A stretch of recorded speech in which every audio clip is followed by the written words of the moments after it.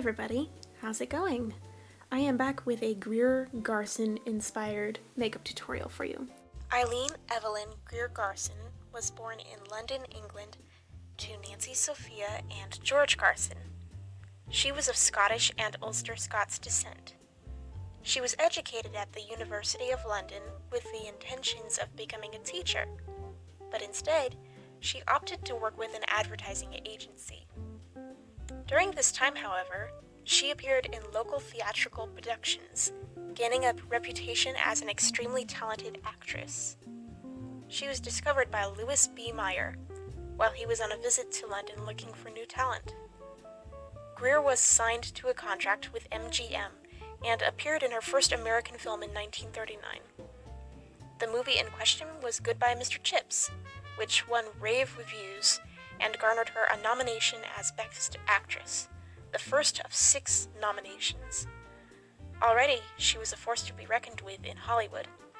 In 1941, she got a second nomination for her role as Edna Gladney in Blossoms in the Dust. Garson won her first Academy Award for Mrs. Miniver, a role which she would forever be known by. It seemed that any movie she was a part of would surely be a success. Sure enough, in 1945, she won yet another nomination for her role as Mary Rafferty in The Valley of Decision, which is my personal favorite movie. She was known for her effortless beauty and her clear, confident, beautiful voice. Eventually, Garson retired to the New Mexico ranch she shared with her husband. She concentrated on humanitarian causes until she passed away in 1996 from chronic heart problems. She was 91.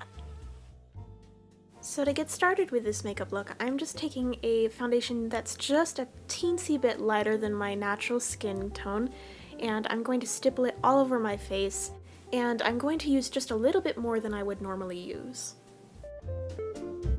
Next, while using a picture of her as a reference guide, I'm going to take a lighter shade of concealer and I'm going to highlight the high points of my face, paying special attention to the upper lip and the tops of the apples of my cheeks. And I'm going to stipple all that in with a stippling brush.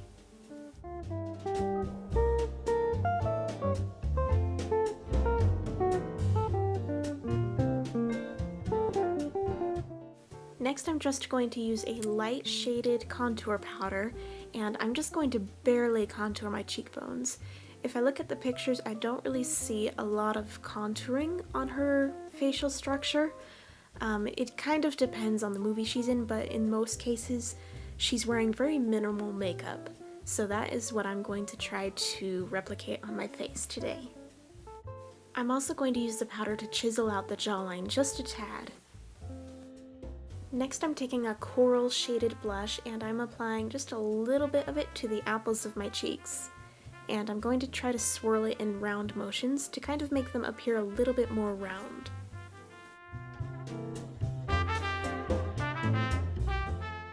Now for the brows, in most cases she has a very thin arched brow. So what I'm going to do is I'm just going to brush my brow hairs into place, and then I'm going to take the brow pencil and just fill in the sparse spots in the very middle of the brow and leave the rest of it alone.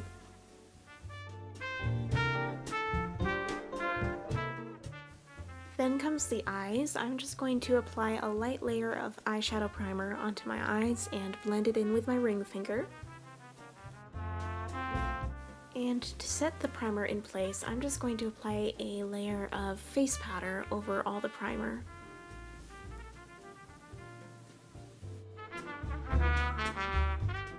Then I'm going to use the same contour shade I used earlier on my cheekbones, and I'm going to apply it on my lid and almost all the way up to the brow bone. Basically, all I'm going to really do with the eyes is just darken up the area. In all the photos I can find of her, she's not really wearing much in the way of eye makeup, so I'm going to keep it pretty simple.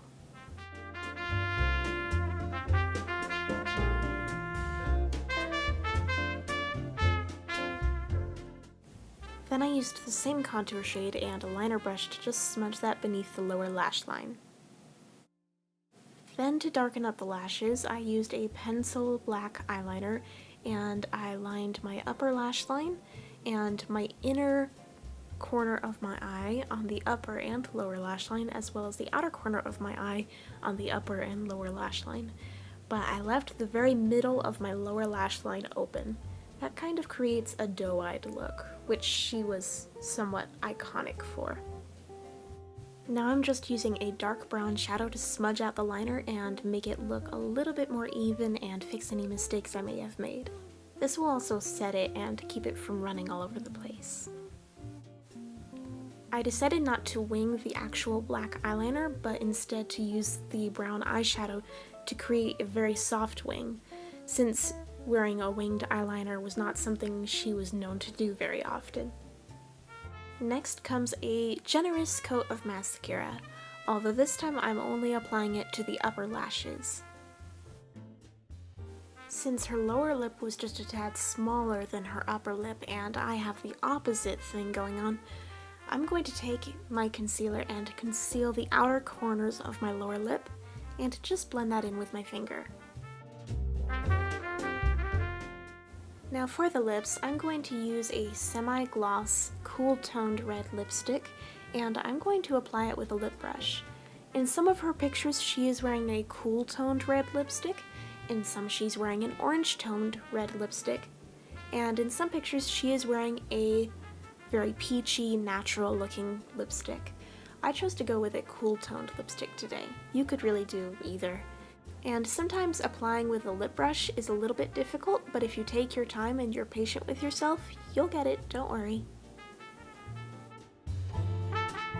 And to finish off, I am just going to apply a light layer of powder to my face with a powder brush.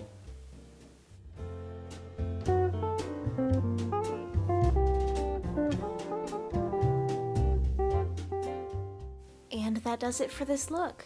Thank you guys so much for watching. I had a lot of fun creating this look, especially for her. She is definitely my favorite actress of all time. Thanks again for watching. You all take care now. Bye-bye.